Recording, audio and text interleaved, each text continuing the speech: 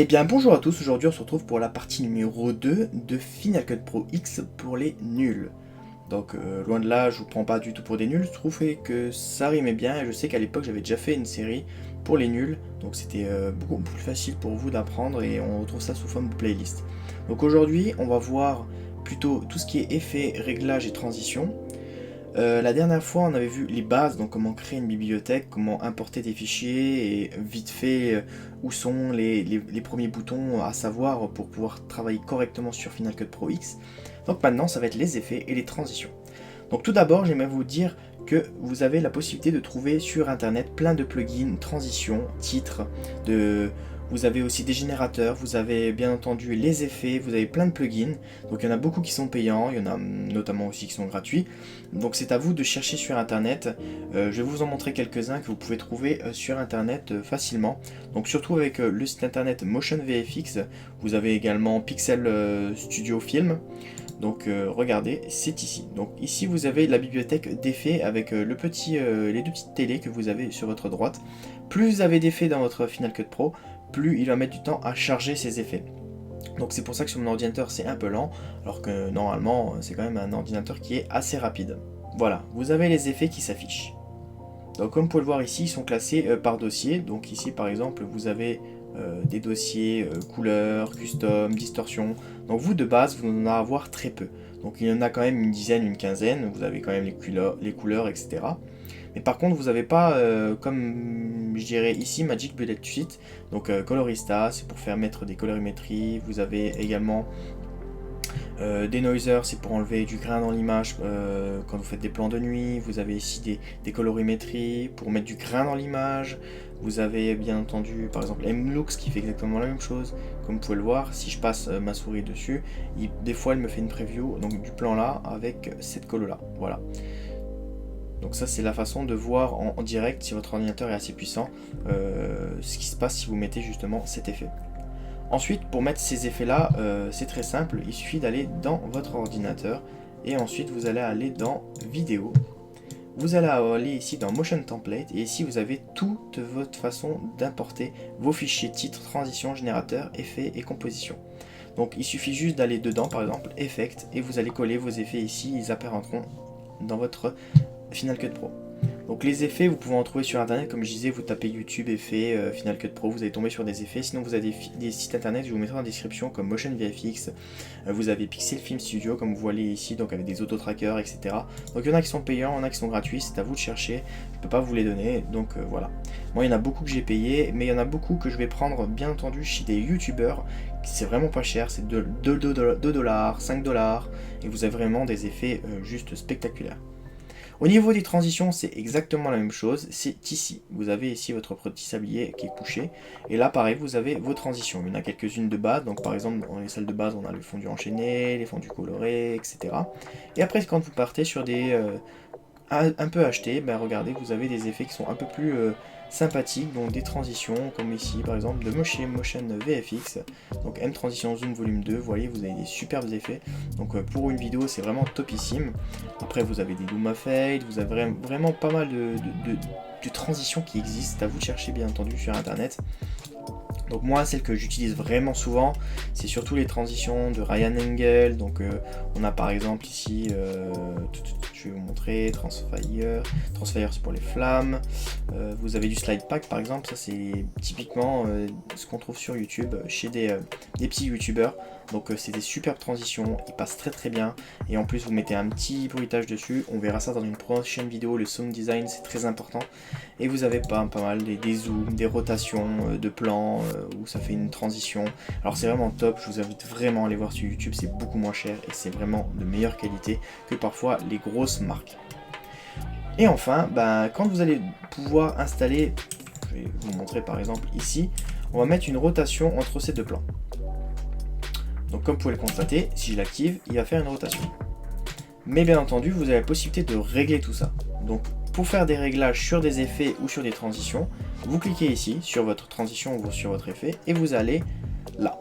Donc ici vous avez les courbes avec plus ou moins de choses, ça là c'est pour le son, avec moins de son, etc. Des courbes en S, Donc c'est à vous de jauger ce que vous voulez. Mais par exemple, je vais vous montrer rapidement. Donc si je change celui-là, pour le changer c'est très simple, vous pouvez glisser par-dessus l'autre. Voilà. Si je veux faire un zoom, voilà, comme ceci, et ben je peux cliquer dessus et vous voyez que j'ai beaucoup plus d'informations qui s'affichent ici. Donc je peux éviter de faire une rotation, je peux déplacer par exemple sur mon zoom un peu sur la gauche, on peut mettre beaucoup plus de prismes. Donc regardez, hop, on a un petit effet de prisme quand on a dans notre zoom, on a vraiment pas mal de possibilités. Donc ça je vous invite bien entendu à trouver votre patte que vous avez utilisé dans vos vidéos. Moi je mets beaucoup de zoom in, mais beaucoup de transitions de gauche à droite, de slide, etc.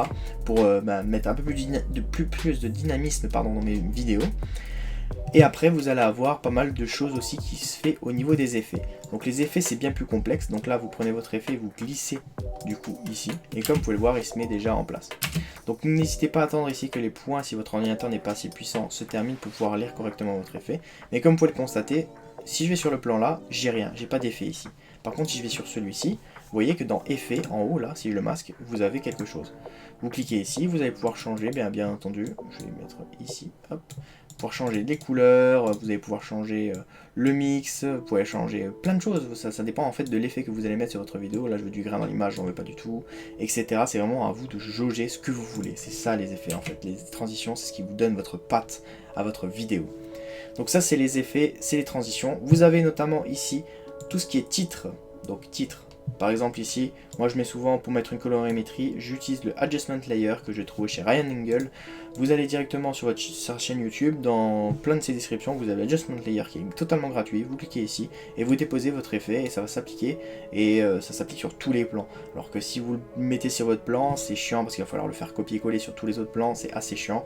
Ici vous mettez par-dessus, vous pouvez l'étendre comme vous voulez, ça se met sur toute la vidéo, c'est vous qui choisissez ce que vous voulez. Vous avez bien entendu ici d'autres choses comme par exemple des beaux titres pour commencer vos vidéos, donc des blockbusters, etc. Vous avez des titres simples qui s'animent, vous voyez. Tout ça, ça se trouve sur internet, c'est pareil, ça s'achète, tout ça, Pixel Studio et tout ça, c'est tous des plugins qui sont assez payants et assez chers. C'est à vous de choisir celui que vous voulez. Des fois il en suffit juste d'un seul parce que c'est votre patte qui vous dit écoute, il faut que tu achètes celle-ci parce que c'est celle-ci qu'il te faut, donc ça coûte peut-être 30 euros, 40, 50 euros, mais au moins vous avez utilisé tout le temps et vous avez votre patte à vous. Ensuite vous avez ici un peu plus bas les générateurs, donc ça c'est tout ce qui est calque. Donc vous avez tous les overlays, vous avez toutes les autres transitions des caméras, vous avez c'est vraiment le coin que je me sers le moins. Parce que le générateur en fait j'utilise que le uni pour pouvoir créer mes plans. Et ça on le verra dans la timeline dans la prochaine vidéo de Final Cut Pro X. Donc maintenant ici après vous avez tous vos effets et là c'est toute la partie réglage de vos plans. Donc ici si je clique sur ce plan là par exemple, vous voyez qu'il est allumé en jaune. Si je veux ajouter un peu plus d'échelle, j'ai juste à faire un zoom dans mon échelle. Sur le plan d'avant il n'y est pas. Par contre, si je lis, regardez, je vais avoir une différence dans l'échelle. Et ça, c'est tout à fait normal parce que vous avez agi que sur celui-ci. Vous pourrez en sélectionner bien entendu deux et agir par exemple sur voilà, 104 et vous avez tous les deux vos plans qui sont à 104. Au niveau de la position, vous avez ça de gauche à droite, vous avez bien entendu le mode de fusion en haut ici, vous avez la superposition, vous avez tout ce qui vous sert en fait pour superposer deux plans à la fois. Vous avez ici la fonction recadrer, où vous avez tout simplement ici la même chose que vous pouvez décaler comme vous voulez, voilà, c'est exactement la même chose, sauf que c'est un raccourci. Au niveau de la colorimétrie, c'est ici, donc tout ce qui est couleur, saturation, exposition, donc je veux augmenter mes noirs, je veux mettre un peu plus de couleur, je veux me changer ma couleur, mettre un peu plus de bleu dans mon image, c'est tout ici, et si vous faites un petit clic ici, vous allez ici, vous avez les courbes de couleur en teinte de saturation, vous avez les rows de couleur, donc ça c'est la nouveauté du dernier Final Cut Pro X. Ensuite, ce que vous avez aussi, c'est que vous pouvez atterrir au même endroit grâce à cette petite baguette magique juste là. Au niveau des plans, si vous voulez mettre un ralenti sur un plan que vous avez filmé en 60 fps, vous le passez en ralenti slow motion, vous avez juste à cliquer ici, vous faites ralentir votre plan, je le ralentis à 50%, à 25%, 10%. Suivant votre plan, ça dépend, mais normalement, si vous êtes en 30 fps sur votre timeline, vous faites un ralenti, c'est du 50, c'est tout à fait normal. Vous avez ici inversé le plan, donc pour faire des retours en arrière, pour rembobiner une vidéo, vous pouvez rajouter des marqueurs, vous pouvez remettre la vitesse en automatique. Il y a vraiment tout ce que vous voulez ici pour agir sur le plan en lui-même. Mais sinon, le reste du temps, vous vous occupez simplement d'aller ici, dans vos... Hop, je vais juste masquer ça. Hop. je descends, hop, je masque et je vais ici et vous avez tous vos distorsions, vous avez vos stabilisations. Donc si vous avez un plan qui bouge un peu, vous pouvez appuyer sur stabilisation, ça stabilise le plan, c'est génial. Vraiment, celui de Final Cut Pro, je l'adore, c'est très simple d'utilisation, vous cliquez, vous attendez vos points qui va être juste au-dessus ici, se termine et c'est stabilisé, c'est juste magnifique. Ça, je ne touche jamais, mais voilà, en principe, c'est comme ça qu'on fait un montage. Alors on met tout à l'intérieur, nos effets, nos transitions, et c'est vraiment tout là que ça se passe, c'est au niveau des réglages, de la transition, de l'effet, du plan, c'est vraiment tout ici que ça se passe. Donc voilà, c'est très simple, il suffit juste de bidouiller un petit peu et de trouver vos transitions, votre patte pour faire vos vidéos. Mais en tout cas voilà, c'est très simple l'utilisation Final Cut Pro X, je vous invite vraiment à l'installer. Et en tout cas, je vous invite à aller sur la chaîne YouTube, il y a d'autres vidéos qui vont sortir, n'hésitez pas à lâcher un pouce bleu pour cette vidéo.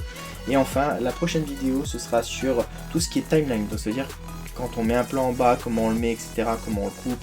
Voilà, c'est tout ce qui agit sur les plans. Et on verra aussi, bien entendu, tous les hauteurs de plan au niveau des sons, au niveau des images, au niveau des photos, etc. Ce qu'on peut faire superposer ou pas au niveau de la timeline. Je vous dis à la prochaine pour une nouvelle vidéo. Bye bye.